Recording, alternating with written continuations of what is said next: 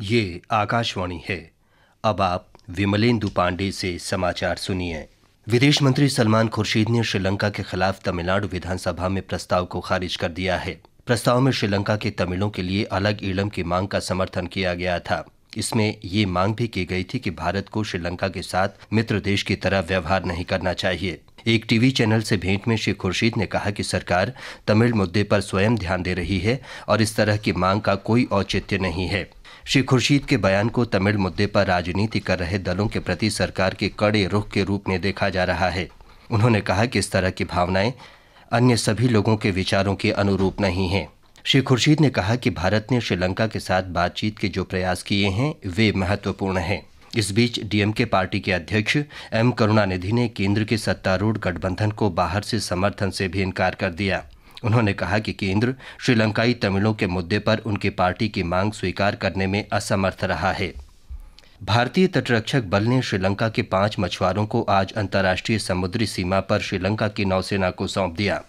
रामनाथपुरम जिला अदालत ने तुट्टुकुड्डी श्री वेंकटम जेल में बंद इन मछुआरों की रिहाई के आदेश दिए थे। इस बीच रामेश्वरम के मछुआरों की हड़ताल आज 15वें दिन भी जारी है।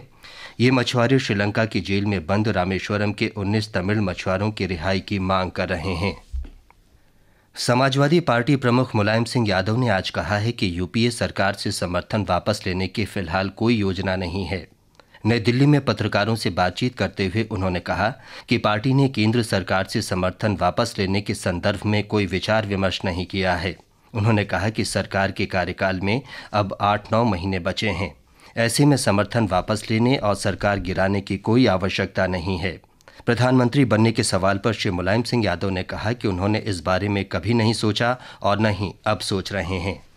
वित्त मंत्री पी चिदम्बरम ने आज उत्तर प्रदेश में सार्वजनिक क्षेत्र के बैंकों की 300 नई शाखाओं का लखनऊ से एक साथ उद्घाटन किया।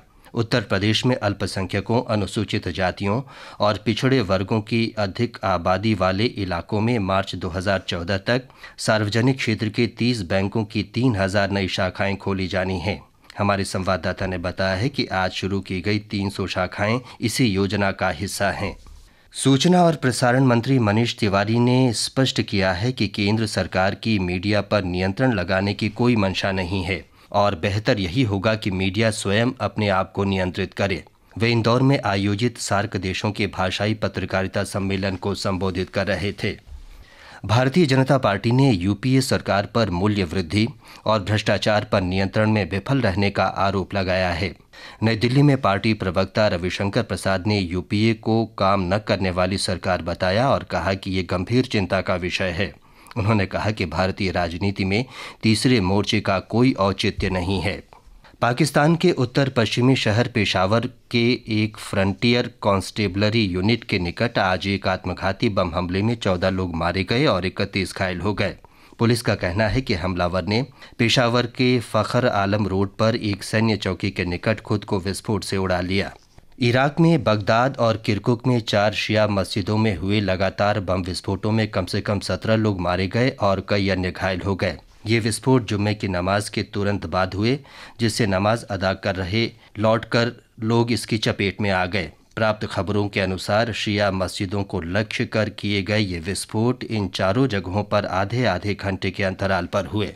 आकाशवाणी का समाचार सेवा प्रभाग आज रात अपने साप्ताहिक करंट अफेयर्स कार्यक्रम में outcome of the 5th BRICS summit विषय पर अंग्रेजी में एक परिचर्चा प्रसारित करेगा।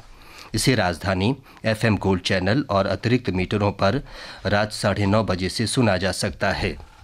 यरूशलेम के पुराने हिस्से में आज ईसाई समुदाय के लोग गुड फ्राइडे के अवसर पर इकट्ठा हुए। ये लोग लकड़ी का सलीब लिए हुए थे और जीसस को सलीब पर चढ़ाए जाने को याद करते हुए प्रार्थना कर रहे थे। लोगों के विभिन्न समूह गुड फ्राइडे की परंपरागत जुलूस में शामिल हुए। इसके साथ ही ये समाचार बुलेटिन समाप्त हुआ।